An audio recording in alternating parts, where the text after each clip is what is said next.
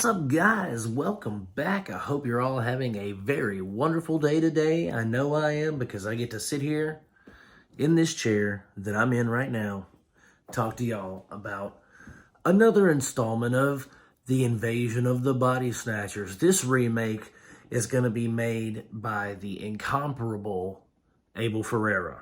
It's directed by him. It was made in 1993, and it stars Meg Tilly, Forrest Whitaker, Arlie Ermy, and Christine Elise. We might know her from Child's Play and Beverly Hills 90210. So guys, I've been, past two videos we've been talking about Invasion of the Body Snatchers and the differences between, the different remakes and stuff. The original being the one that laid the groundwork for all of these remakes, or the next two that we're going to be talking about. And we're gonna dive into this 1993 remake here in just a second. So in 1993, filmmaker Abel Ferrera decided that he was going to remake The Invasion of the Body Snatchers, but he was going to have, much like the first one, have a social commentary on, different things and all that. Well, as he began making this film, of course, the ever-dreaded studio involvement became unbearable, and so unbearable that he swore off making major studio films the rest of his career. He hasn't made a single one since. And so this probably would have been better if they would have just let the man make what he wanted to make, because it takes place on a military base, the whole thing, and it almost feels like a sequel more than a remake. It feels like a sequel to the 78 version more than a remake, because it's almost, the aliens are already here kind of thing. They already know about them. They're already doing experiments and stuff with them. So on this military base, it's almost like an outbreak more than just they, come to invade. At least that's what I took away from it.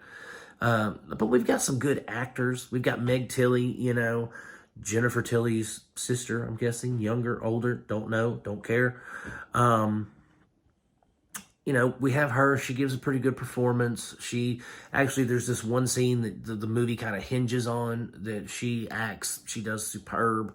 She does an excellent job there, just walking around naked with no emotion, telling this dude that, we're already here. We've taken over. You ain't got no help. You know what I mean? So she's good in it. Arlie Ermy is the commanding officer of the base. So he's the one that's giving out all the directives. I think he's one of the pod people right off the bat. And he's giving out directives to take pods here and take pods there. Forrest Whitaker plays like a paranoid captain, major something military guy, and he's really good playing the insane, I've had enough, I'm breaking, I'm having a psychotic break, here's a gun, let's fight him kind of role. He was really good in that. I enjoyed him. He was actually some of the comedic relief. He probably wasn't meant to be, but I found him funny. So he was good in it. The special effects in this are, it's 1993, and even though he had a studio budget, it's kind of more of the same.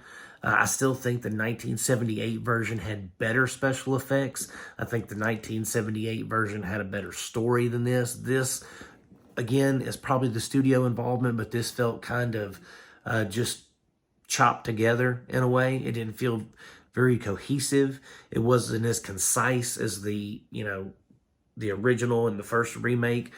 So I just had my issues with this one.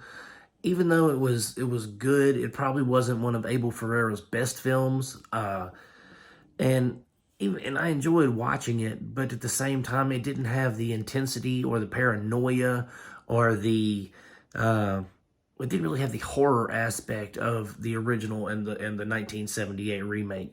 I just didn't really, I don't know, it didn't speak to me. It didn't engage me as much as those two.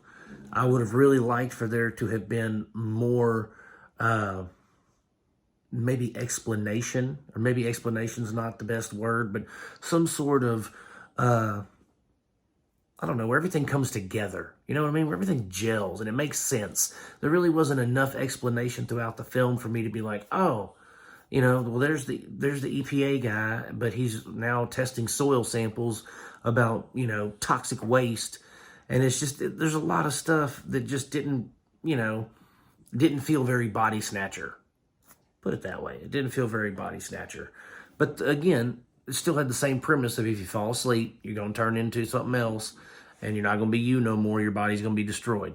So it still had that aspect. But overall, I did not enjoy this one as much as I enjoyed the first two. I thought this one was I wouldn't say a major step down, but it definitely wasn't the best. You know what I mean? It definitely didn't speak to the legacy of the first film and the remake, the paranoia, the intensity, the horror of it all. It didn't have any of that for me personally. So I'm going to give, or actually this isn't even called Invasion of the Body Snatchers. This is just Body Snatchers.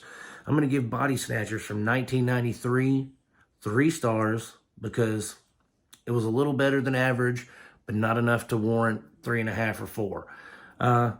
And you can check it out on, actually, no, I don't think it's streaming anywhere. I watched it on a physical copy I owned with a 4-pack that I got.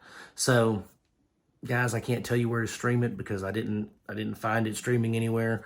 But if you get a chance to find Body Snatchers and you want to go on this journey with me, that's the next one. Body Snatchers, directed by Abel Ferrera, 1993.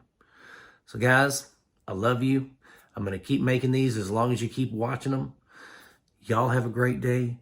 God bless and peace out.